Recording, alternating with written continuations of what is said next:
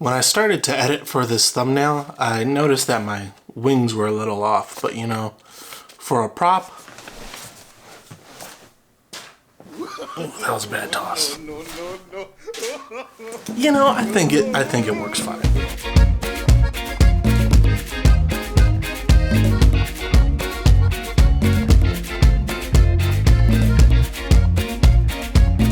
Hello, and welcome to my downtime. My name is Taylor, some people call me Maui. A couple months ago, I had taken a trip to Portugal, and to prepare myself, I watched other photographers who did street photography and just general tips for Portugal. But for creators and photographers, I think there are specific tips that I want to give to you from my experience from the trip. I'm going to start with more practical tips, then kind of weave into more hands-on tips. First tip, plan your luggage.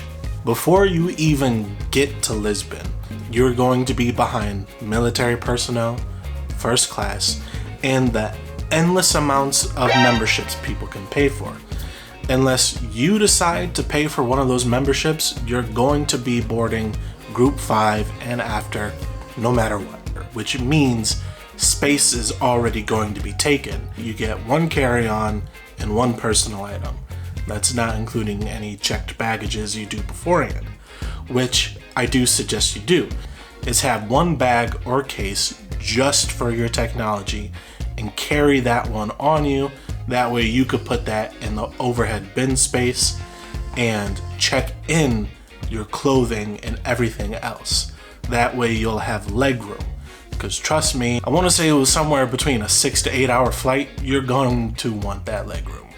Now, this is an essentials situation. I think if you're doing something like filming for a documentary, or I guess something a little bit more high-end, high-budget, the advice for you would be different. But for vloggers and photographers, general content creators, this is how I would go about doing it. Tip number 2, know when to tour.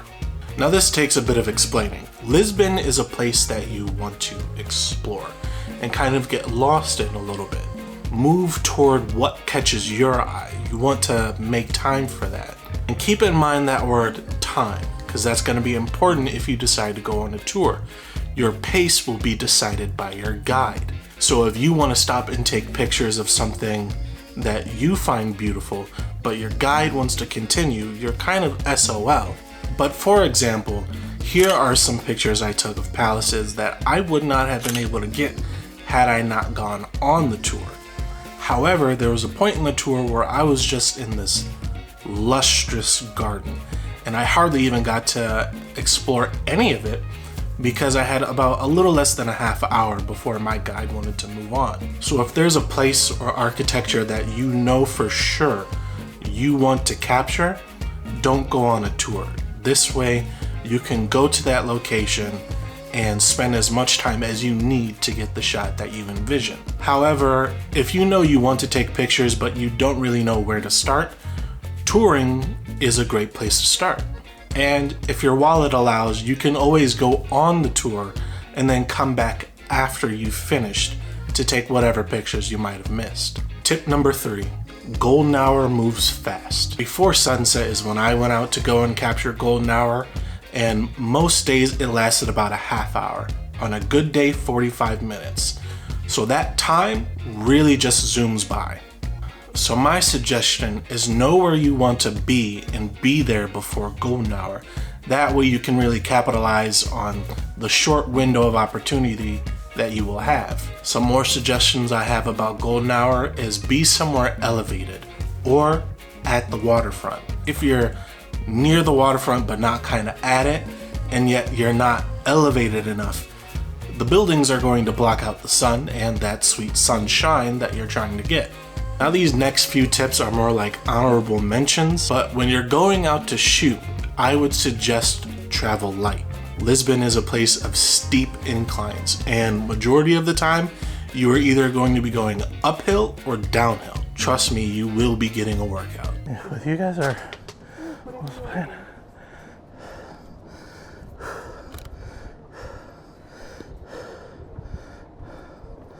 Which leads me into my next tip.